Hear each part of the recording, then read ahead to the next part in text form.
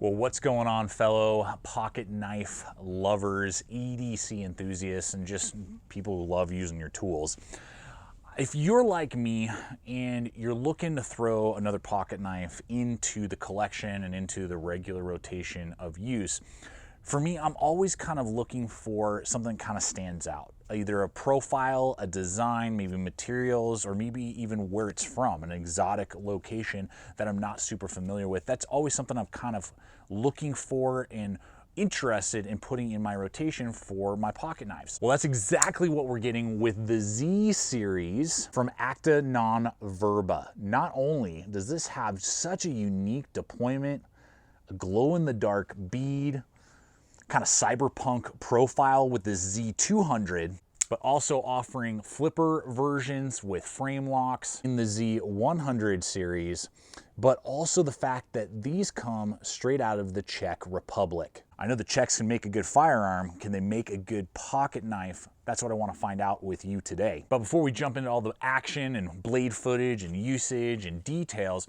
I want to invite you, if you haven't yet subscribed to the channel, we're throwing up content like this all the time over here at Gideonstactical. So hit that subscription button and that bell icon if you haven't yet. And if you're already a subscriber, I just want to thank you so much for your subscription and for hitting that thumbs up and like button. And I encourage you to share this with a friend or family member that you know is as addicted to blades as you are. And with that, let's go ahead and jump on into the Z100 and Z200 and see what these knives can do. All right, so the business end of these blades are partly what really connected with me, on top of the fact that they are, you know, kind of an unknown company over here in America, and that they are made in Czech Republic. I've never reviewed a knife from the Czech Republic, and I always like checking out what other countries and their designing and materials and what they can do is always interesting to me. I always love that, and I've been to Eastern Europe before, so it's just cool to kind of see this and check it out. And so this blade shape on both of these is just really unique for each one. Now the Z200, which is the one that I got first, has a high saber grind. They're both going to have high saber grinds. Great, beautiful drop point there. Just love it. 3-inch blades on both of these, which is great, with actual cutting edges for both of them of 3.375 inches overall cutting edge there for you. So I just love that sizing, that capacity. That's all super good. And then we do have a little bit of a more robust blade. These blades are going to be 0.14, so a little bit over 1/8 of an inch thick. I did not see any hindering or hampering of cutting when I was using them because of that slightly stouter blade, and many of you will like that. You'll be like, sweet. Now the Z100 is a little bit different. It has this big swedge on top, a little bit more of kind of like a spear point. And so you can see there's a little bit more precise tip as well than what you would be getting on the Z200. So it's a little bit different profile. I wouldn't say one is better than the other. They just look slightly different. And that brings us into the steel that you can see there, and made in the Czech Republic, proudly stamped there on the side. We're looking at N690 steel. Now it's Rockwelled at 58, and it is Austrian Böhler N690, which is basically, if you're going to use N690, that's what you want to be seeing from a company. So, and that Rockwell 58 makes it good, tough, durable for N690 steel. When not heat treated properly and brought too high, it can become chippy, and I did not see that at all with this model. So I was very happy with that performance. And for those of you not super familiar with N690, it's a good stainless steel, definitely in the family of like 154cm and VG10, and when done well, and I believe that this has been heat treated, and obviously from the Böhler, you know, company and Böhler factory, basically out of Austria, they have done a really good job. So it's going to hold a good edge for this type of steel, be very rust resistant, and even though it has a thicker stock, the edge geometry is done very, very well. So I was very happy with that. You know, kind of thicker stock, saber grind. It could be kind of a fat grinding and just not really, you know, yeah, it holds its edge because of that wider grind, but it just doesn't really slice well. But man, regardless if I went through hemp rope, which is one of my hardest tests that I put, you know, a pocket knife through, it sliced right through that. You know, fruit, vegetables, all that type of stuff, cardboard, plastic, I mean, you name it. Doing some carving, whatever, I'd put it through its paces like I do with every pocket knife over here. And I was very pleased with the edge geometry, the edge retention, and kind of the cherry on top for these blades is the fact that we're getting very cool aesthetics. I love both of them in different ways for the way that they look, which really connects with me. But if a knife looks great but doesn't perform, you're not going to carry it. And if a knife really performs well but it's just ugly, it fell off the ugly tree, hit every branch going down, you may not always carry it. It brings a beautiful blending of the two, performance and aesthetics. So not only do you feel like, hey, check this blade out, and you show your buddies and they're like, whoa, dude, that's a sick blade, but also it's going to perform really well, hold a good edge, and it's going to do the work that you want, and it's not going to underperform when you're putting it to work. And so that blending really makes it something that you want to use and you're happy using it. All right, let's hit the handles on these two designs because there are some options and variables. Now, we'll look at the Z200 here first. This has a really nice G10. They have lots of color combinations. I obviously got the black on black. I would say it's a medium texture. It's got a really cool texturing right there. A little bit different. Haven't seen that on too many models. I love the little kind of tracing and cutting out, very like cyberpunk-ish Blade Runner vibe to it. Really like that aspect. Flow through construction all the way. G10 handles, like I said, on this particular version. One side where the liner lock is a stainless steel liner. There was some confusion. I reached out to the company. It is not an aluminum liner lock. It is a stainless steel liner lock. And then the other side has just G10. So that makes it very light, even though it's a very long handle at 4.75 inches overall handle length, which is great in my large size hands. Got that nice generous lanyard hole back there. No jimping, good little cut in though. I mean, it feels great. There's no hot spots. It doesn't feel sharp anywhere on the handle, which is great. And all that flow through construction and only one side having that stainless steel liner lock helps with the weight. This is gonna come in at 3.55 ounces. So nice and lightweight for a 3.5 inch blade and a 4.75 inch overall handle length. I mean, that's very lightweight for this kind of I would say on the larger end of pocket knives. So digging that a lot. And as we dive into the Z100, you can get it with the exact same handle layout basically of the Z200 that you see here with G10 handle scales and a liner lock, or you can get this with aluminum handle scales and a frame lock. So there are two options on this particular model and design that you can take a look at and get. So that's pretty sweet that they have some of that for those of you who like different options and capability. The profile on the handle is exactly the same, so there's not a whole lot of difference there. Generous lanyard hole again, obviously just that aluminum, and you can get those in different color combinations as well, which is pretty cool. Flow through construction, a little bit more robust, but you're not gonna add really almost any weight. It comes in at 3.6 ounces on my scale. So about a 0.1 ounce difference between this and the G10 version, which is pretty sweet. So I'm digging that a lot. Not quite as grippy or tactile as the G10, and it's about 35 degrees right now when I'm filming this video, and it definitely is a little bit colder to the touch and bare hands than obviously the G10. So that's something to be aware of, but it's very cool, very well executed handle design for the aluminum that is also available. Okay, let's dive in a little bit deeper into the deployment and washers, locking mechanism, functionality, all of that. That's very important when you're looking at knives of this caliber. Now, this deployment groove on the Z200 is what really was one of the major factors in me wanting this design and wanting to review these blades. It was just so different, so unique. Hadn't ever seen it on another pocket knife to my knowledge before. And so what's really cool is it's just got a very deep, good design groove right there. Has a glow in the dark little bead, and that's kind of an accent piece that their models have, and it functions very well. It's passed through on the other side there. Mounted well, haven't seen any sort of wobbling or popping out or anything like that, and that they have that on all of their pocket knives to my knowledge. And so I wanted to know, how functional was it? Can I actually use this thing? And without even flicking my wrist, you can whip that sucker open. You just have to put a little bit of pressure into that groove. It just makes the aesthetics on the blade, get it to focus there, just to be amazing. I mean, it just looks so cool. It's pretty deep. It's not sharp, but it definitely gives you a lip to grab onto. Now, the one thing is that it's not going to be on the other side. I think that would have been epic. Maybe in some future designs, they'll do it on either side. It would just add to the aesthetics when you flip the knife over, and it would make it a fully ambidextrous blade for lefties. Now, I have a left-handed buddy of mine, Mike. He helps me out a lot with different stuff, not only around the house as my handyman that works on the house with me, but also is a good friend and has really helped out with some stuff on the channel lately. And I asked him to deploy it. He could do it. It was a little tricky. I'm not left-handed, and I could do it.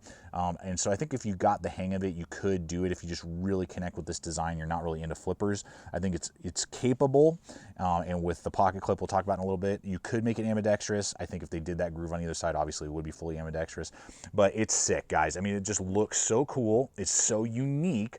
I think even for those of you in Europe, you might be able to, I'm not telling you at all, obey all your local knife laws, but it could kind of arguably be a two-handed opener.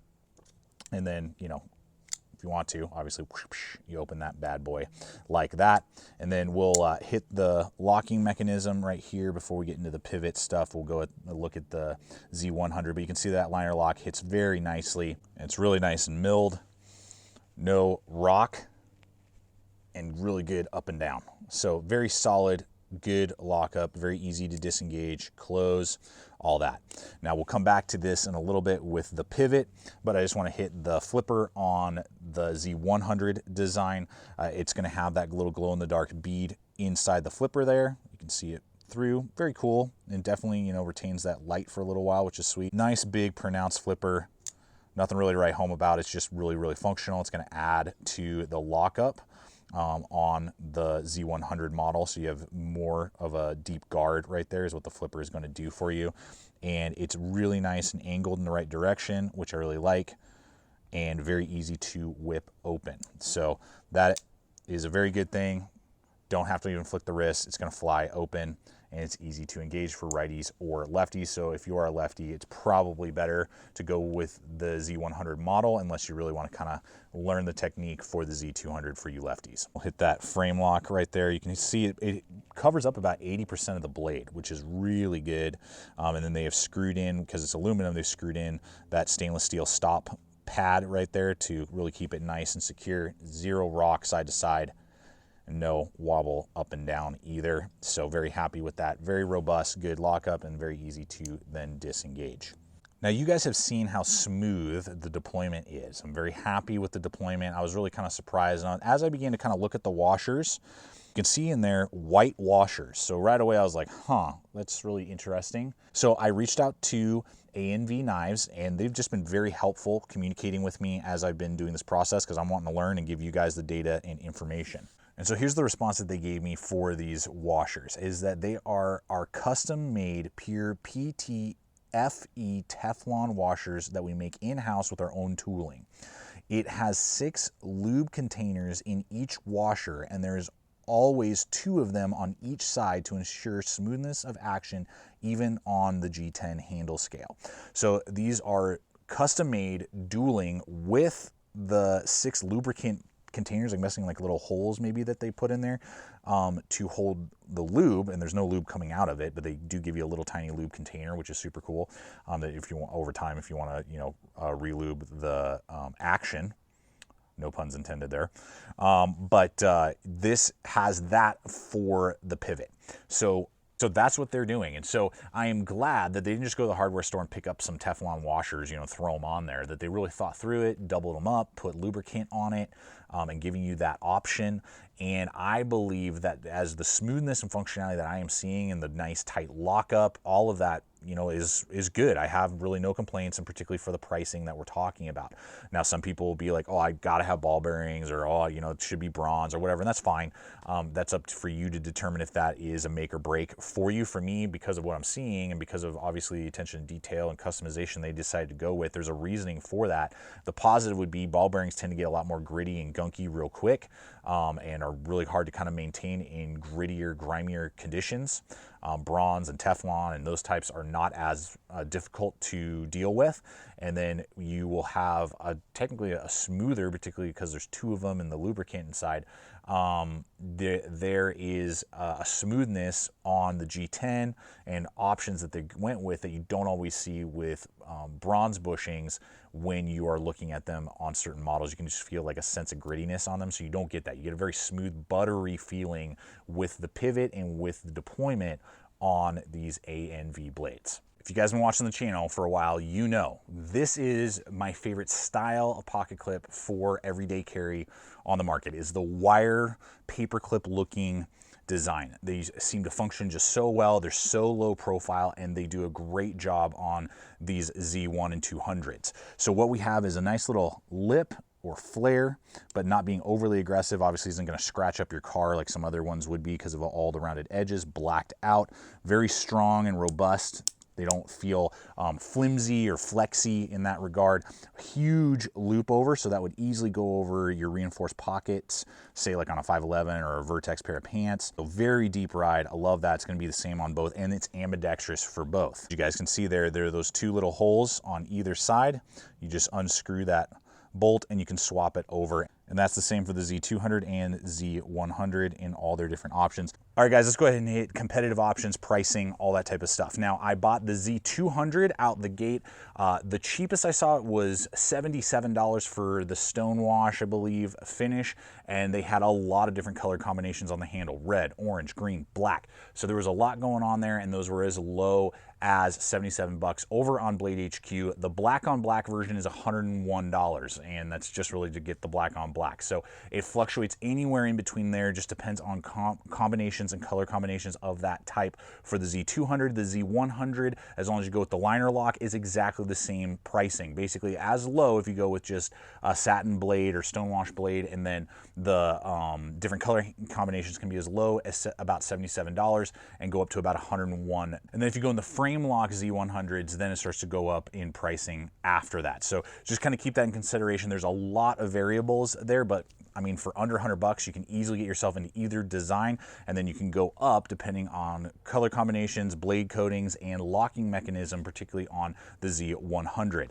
And we'll have those links for you guys over to Blade HQ, so you guys can check those out, as well as a link to the ANV website, so you can check those out as well. And just to give you some kind of food for thought here, I have a Fox Knives Ziggy. We reviewed this early on in the year. Very cool blade. Definitely has some reminiscence of these designs, you know, very European, I would say, in the designing. It has basically a full flat grind, but it's using that N690 steel. Again, it's a liner lock. It does run on ball bearing bushings, and it does have carbon fiber handles, but it's only for righties. And this guy goes in at about $190 to $195, depends on who, what, when, where, why. So for a European-made N690 blade with the fit and finish and just options that we're seeing, I think it's a very good heavy hitter in the price point arena for the Z100 and the Z200. Well, there you have it, fellow blade addicts and lovers. I hope that you've enjoyed the video.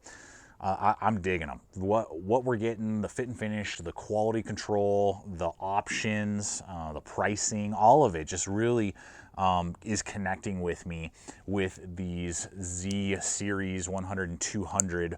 And I look forward to hearing your guys' thoughts. What do you feel about these kind of, I don't know, futuristic cyberpunk profiled blades that have a lot of versatility in my mind? And you know, they're not going to break the bank either. And a quick shout out to all of our Czech viewers. Want to hear your guys' thoughts on these blades, and appreciate your guys' viewership, and just look forward to the conversation we're about to have in all the comments below, and I always love reading those. And yeah, totally glad that they're in the collection. They got some fixed blades, other pocket knives I'm hoping to get my hands on in 2021 to test out and review and see what they got going on. But glad they're coming over across the pond to America, and I think that they will make a splash. What about you? So look forward to seeing your guys' thoughts. Check out the other video popping up. And again, if you haven't yet subscribed, I invite you to do so. And check us out on all the social media. And always remember, till next time, stay equipped, stay prepared. We'll see you out there.